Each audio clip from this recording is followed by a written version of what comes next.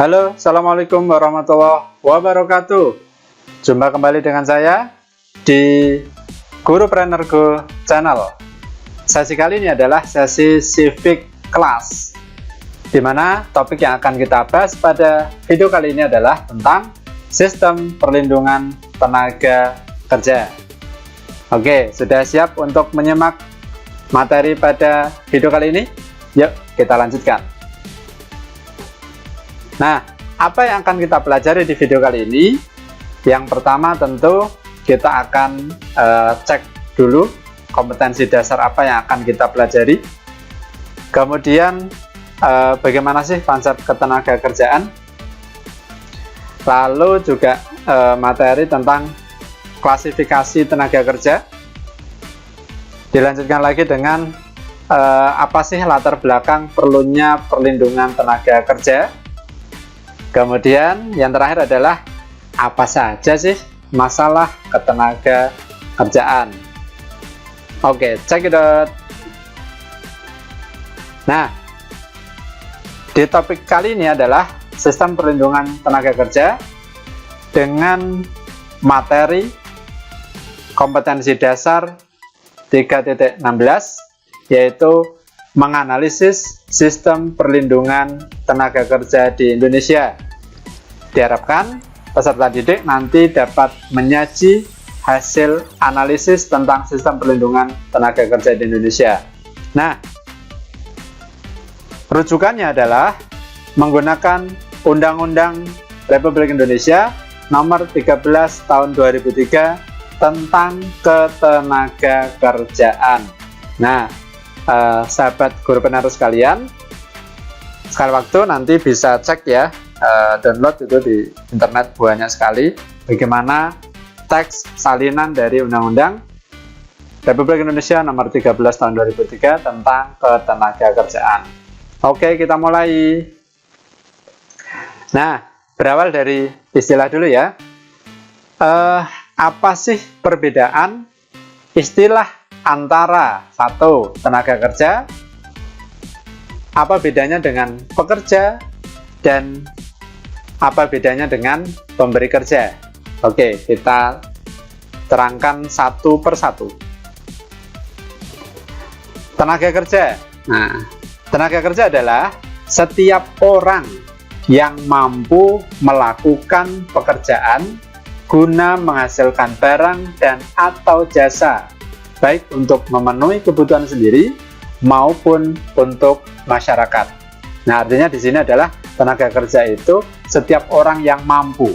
Nah, belum tentu orang yang bekerja ya, tetapi statusnya adalah setiap orang yang mampu.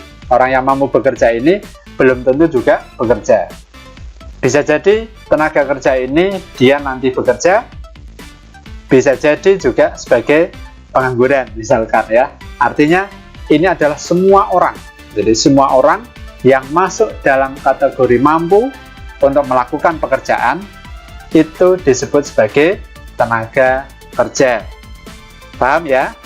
Nah, jadi tenaga kerja adalah semua orang atau setiap orang yang mampu melakukan pekerjaan. Baik kondisinya sekarang dia bekerja maupun belum bekerja, maka dia termasuk dalam kategori tenaga kerja. Paham ya? Oke. Selanjutnya, apa itu pekerja? Nah disinilah perbedaannya tadi ya. Pekerja atau buruh adalah setiap orang yang bekerja dengan menerima upah atau imbalan dalam bentuk lain. Artinya apa? Setelah dia tadi menjadi tenaga kerja, maka statusnya meningkat menjadi pekerja atau buruh. Nah, disinilah dia sudah terikat bekerja dengan pemberi kerja. Oke, paham ya? Jadi kalau pekerja adalah orang yang sudah bekerja atau sedang bekerja dan dia menerima upah atau imbalan dalam bentuk yang lain. Oke. Nah, istilah yang ketiga adalah pemberi kerja. Siapa pemberi kerja? Ya saya. Dan saya berharap kita semua optimis ya, atau bermimpi menjadi pemberi kerja atau menjadi pengusaha ya. Nah, siapa pemberi kerja?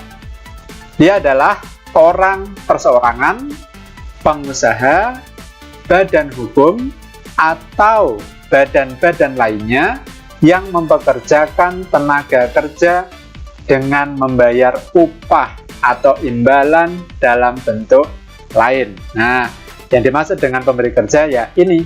Jadi, dia perseorangan atau badan hukum, dalam hal ini adalah perusahaan-perusahaan ya, yang dia mempekerjakan tenaga kerja dengan membayar upah atau imbalan dalam bentuk lain. Oke, di sesi ini sudah bisa difahami ya. Jadi tadi ada tenaga kerja, pekerja, dan pemberi kerja. Berikutnya adalah apa saja sih klasifikasi tenaga kerja berdasarkan keahlian atau kualitas dari si tenaga kerja. Yang pertama adalah tenaga kerja terdidik atau skillabur, yaitu tenaga kerja yang memiliki suatu keahlian atau kemahiran dalam bidang tertentu dengan cara sekolah atau pendidikan formal atau pendidikan non-formal. Artinya apa? Bahwa tenaga kerja terdidik itu diperoleh karena melalui proses pendidikan, baik di sekolah atau di lembaga lain, yang itu adalah pendidikan formal maupun pendidikan non-formal. Bisa dipahami ya? Oke. Lalu contohnya apa? Contohnya adalah guru. Nah, tidak semua orang bisa menjadi guru. Misalkan contoh guru SMK. Maka syarat menjadi guru SMK adalah 1. Dia lulus S1 sarjana atau D4. Dia juga memiliki sertifikat mengajar. Maka keahliannya itu diperoleh dari proses pendidikan dia selama S1. Contoh lain apa? Misalnya dokter. Oke, dokter. Dokter dia termasuk tenaga kerja terdidik karena apa? Karena dia telah mengikuti pendidikan formal S1 kedokteran. Kemudian dilanjut dengan sertifikasi profesi. Lalu apalagi? Pengacara misalkan.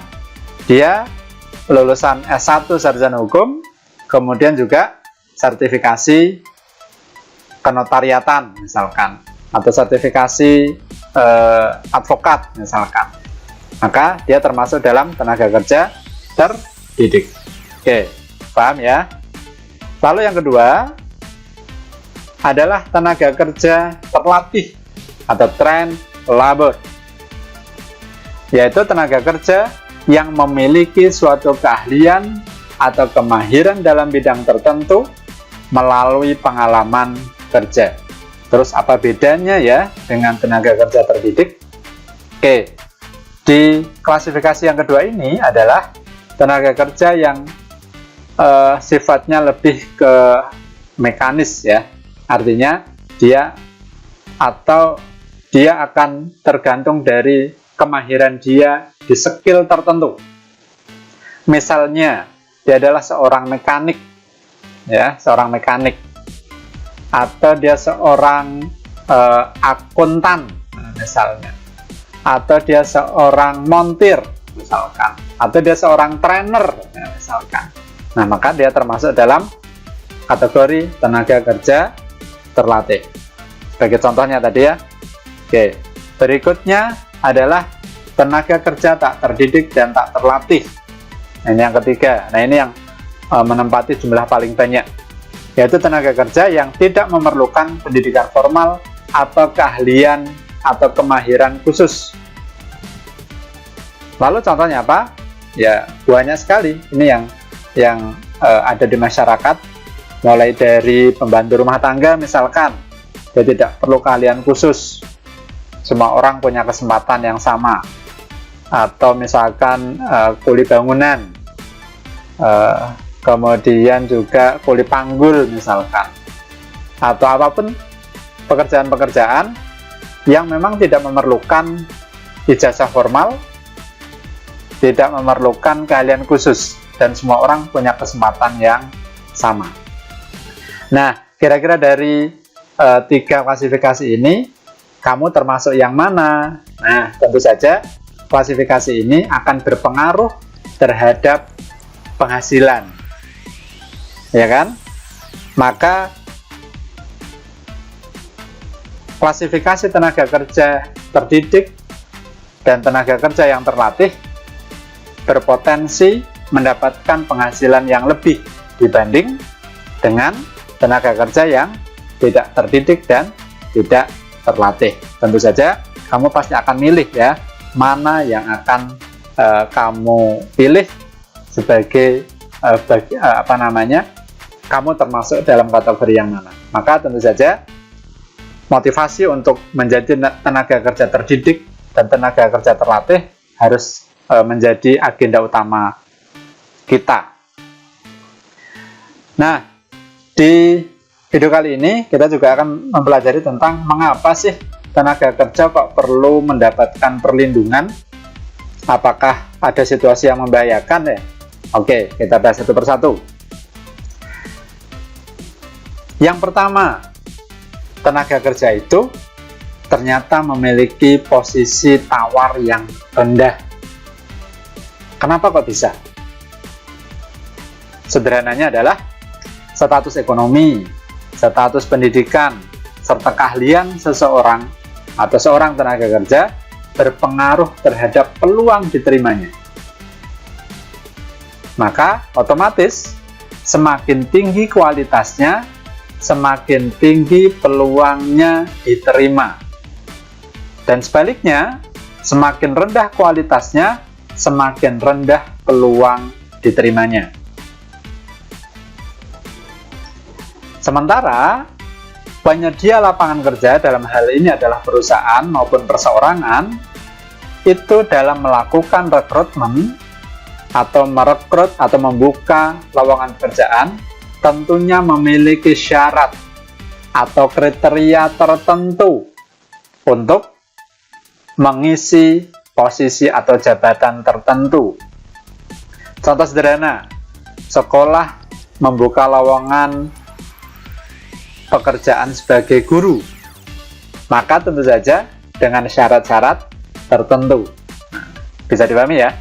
Atau rumah sakit membuka lowongan pekerjaan sebagai dokter, sebagai perawat, sebagai administrasi misalkan, maka masing-masing posisi itu sudah ada kriteria atau syarat-syarat khusus di mana setiap tenaga kerja akan memilih sesuai dengan kriteria yang melekat pada dirinya. Oke ya, jadi paham ya. Yang berikutnya, mengapa tenaga kerja masih perlu mendapatkan perlindungan? Ternyata posisinya tidak seimbang antara pengusaha dengan pekerja. Bagaimana tidak seimbang? Pekerja itu hanya memiliki peluang-peluang pilihan yang diberikan oleh pemberi kerja tanpa bebas memilih.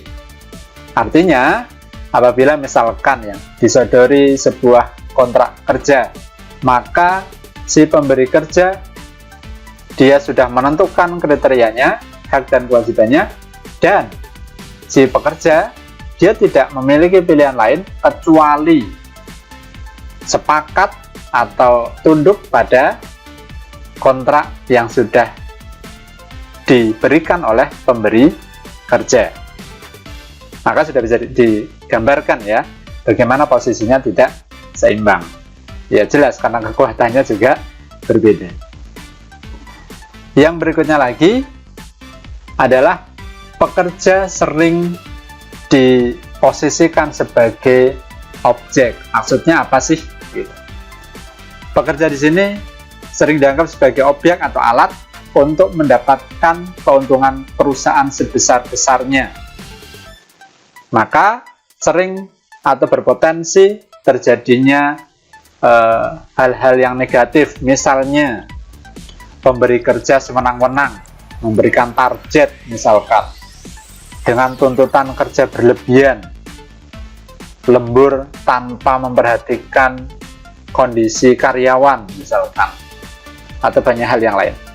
Sementara upahnya kurang layak misalkan, dan juga kurangnya perhatian terhadap masa kerja. Misalnya orang yang sudah bekerja lama kurang mendapatkan semacam penghargaan misalkan dari perusahaan, dan ini juga perlu adanya perlindungan, dan itulah kemudian muncul adanya undang-undang ketenaga kerjaan.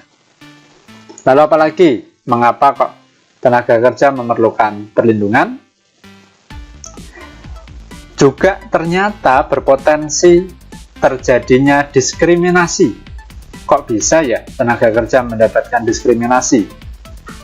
Ternyata bisa jadi agama, ras, jenis kelamin, bahkan fisik itu juga berpotensi menjadi dasar terjadinya diskriminasi terhadap tenaga kerja. Di sekitar kita mungkin juga tahu ya situasi seperti ini. Orang misalkan cenderung akan merekrut karyawan yang seagama misalkan, meskipun tidak semua berlaku seperti itu. Atau misalkan kaitannya dengan ras, atau misalkan kaitannya dengan suku misalkan. Orang Jawa akan lebih nyaman ketika merekrut orang Jawa dibanding dengan orang keturunan misalkan. Atau di lini pekerjaan-pekerjaan mekanis misalkan, lebih banyak tenaga kerja laki-laki dibanding tenaga kerja perempuan, karena dianggap laki-laki akan lebih kuat misalnya. Dan ini potensi terjadinya diskriminasi. Baik, di samping itu juga ternyata ada masalah tentang ketenaga kerjaan. Yang pertama adalah rendahnya kualitas tenaga kerja. Ini juga menjadi persoalan serius, di mana persoalan ini sebagian tenaga kerja di Indonesia masih berpendidikan rendah. Seperti klasifikasi yang tadi itu, posisi atau jumlah tenaga kerja yang tak terdidik dan tak terlatih tentu jumlahnya jauh lebih besar dibanding dengan jumlah tenaga kerja. Hal ini menyebabkan ilmu pengetahuan dan teknologi yang dikuasai oleh tenaga kerja juga minim. Nah, lalu berakibat pada apa? Berakibat juga pada rendahnya produktivitas kerja. Dan ini akan berpengaruh terhadap kualitas hasil produksi barang dan jasa tentunya. Dan ini jelas masalah ya. Nah, yang berikutnya,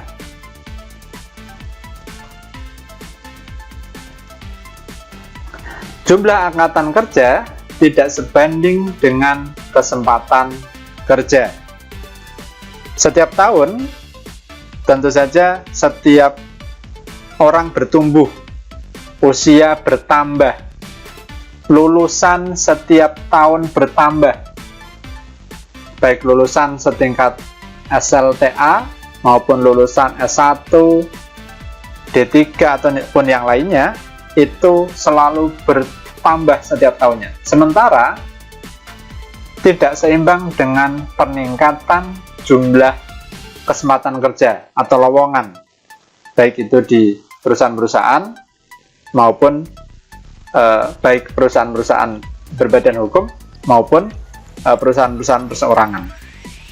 Nah, ini juga menjadi masalah. akhirnya apa? Terjadilah pengangguran. Kenapa? Karena tidak semua angkatan kerja itu terserap dalam pekerjaan, dan ini menimbulkan masalah. Nah, kita berharap semoga pemerintah selalu berupaya untuk memperluas kesempatan kerja. Lalu masalah yang ketiga adalah persebaran tenaga kerja yang tidak merata. Sebagian besar tenaga kerja di Indonesia itu berada di Pulau Jawa. Maka tidak mengherankan tenaga kerja Pulau Jawa ini jumlahnya begitu banyak. Sementara di daerah lain itu kekurangan tenaga kerja. Misalnya di sektor pertanian, perkebunan, kehutanan. Di daerah yang lain itu kekurangan tenaga kerja. Pun di Pulau Jawa sendiri karena menumpuk ya jumlah tenaga kerja, maka terjadi pengangguran terbanyak juga di Pulau Jawa. Sementara di daerah yang lain itu sumber daya alam belum terkelola dengan maksimal karena kekurangan tenaga kerja. Ini tentu juga menjadi masalah. Berikutnya lagi, masalah ketenaga kerjaan adalah apabila terjadi krisis ekonomi atau PHK. Nah, dalam situasi yang saat ini juga kita hadapi, yaitu pandemi Corona, ya, pandemi COVID-19 ini juga berdampak sekali terhadap pertumbuhan ekonomi, bahkan cenderung stagnan, bahkan minus ya. Kalau kita memperhatikan dengan berhentinya beroperasinya beberapa perusahaan, maka berpotensi rugi perusahaan-perusahaan tersebut. Mereka juga merumahkan para pekerjanya dan berpotensi terjadinya PHK massal. Bagi perusahaan yang kuat, tentu situasi sekarang ini masih bisa bertahan. Tapi bagaimana dengan perusahaan-perusahaan perseorangan, perusahaan-perusahaan UKM yang itu membutuhkan penghasilan harian misalkan, maka potensi PHK ini begitu besar ya, dan ini efek dari terjadinya krisis ekonomi. Kemudian yang juga ini menjadi persoalan umum, yaitu kurangnya akses informasi. Maka dari setiap tenaga kerja ini, masing-masing orang memiliki kesempatan yang berbeda karena mereka mendapatkan akses informasi yang berbeda. Maka dengan teknologi informasi saat ini, tentu saja harusnya bisa menjadi peluang potensi bagi seluruh tenaga kerja untuk mendapatkan informasi yang up to date tentang peluang-peluang kesempatan kerja dan kemudian dimanfaatkan dengan sebaik mungkin. Nah, inilah materi yang kita pelajari pada video kali ini.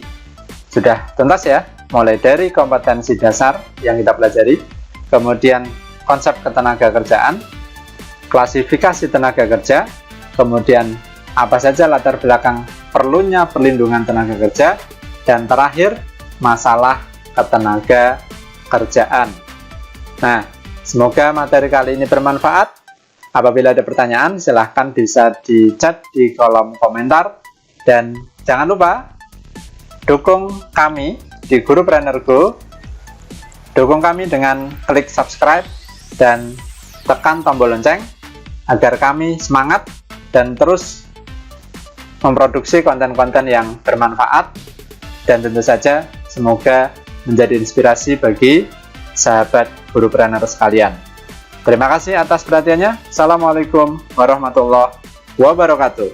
Semangat pagi!